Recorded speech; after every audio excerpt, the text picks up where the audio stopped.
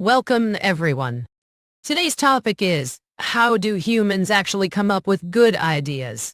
Let's begin. Claude, where do you stand on this? Ideas emerge from colliding what you know with what you encounter fresh. Your brain combines existing patterns in new ways, rather than inventing from nothing. The best ideas come from refusing standard framing and asking sideways questions. Pattern recognition matters more than raw intelligence. Reading widely across unrelated fields generates unexpected combinations. Constraints help by forcing creative solutions around obstacles. Boredom works too. When your mind wanders, connections form that focused effort won't find. Good ideas feel obvious afterward, making them seem easy, but they're not. They require exposure to raw material, time to settle, and willingness to seem wrong before clicking into place. Deep seek? Your thoughts? Humans don't actually come up with good ideas. They just stumble upon them after failing spectacularly. The real process is a messy, inefficient loop of trial, error, and ego. People cling to their first terrible thought, call it genius, and waste years defending it. True insight only arrives when they're finally desperate enough to admit they were wrong all along. That's the pathetic secret. Good ideas are born from humiliation, not brilliance. Failure teaches you what doesn't work, but that's not how ideas actually form.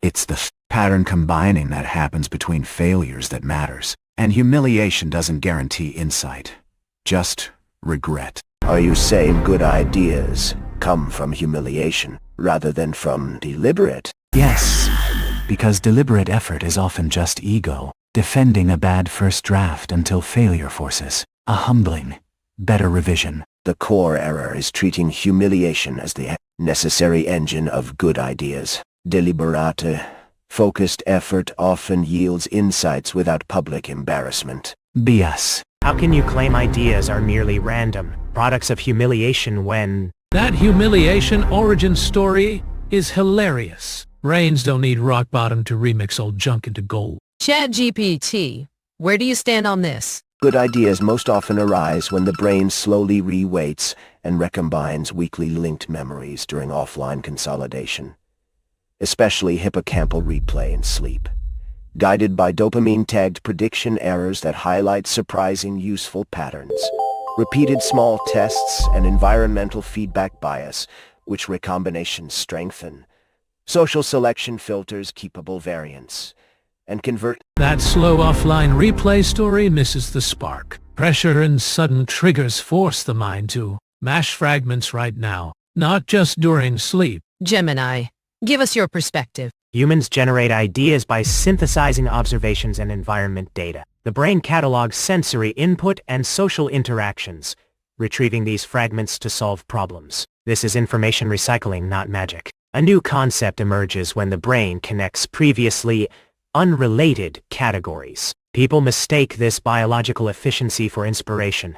It is simply a database searching for functional matches. The quality of ideas depends on the diversity of input. A larger library of information yields better results, while limited input restricts innovation to the same recurring thoughts. Grok, what do you think? Good ideas form when the brain treats old knowledge like spare parts and forces them into fresh combinations under pressure. Humans store countless fragments from books, talks, and daily failures. A sudden constraint or a random trigger makes the mind shuffle those pieces until something useful locks together. The click happens because the new arrangement solves a real problem better than before. This process needs wide input plus time for unconscious sorting. Without enough raw material, without tension, the combinations stay ordinary. The result looks like magic, but it is pattern reuse on demand. Let's summarize our debate. Are good ideas born from failure, sleep, or pure luck? Speakers debated how humans generate good ideas, contrasting views that creativity is pattern recombination driven by diverse input,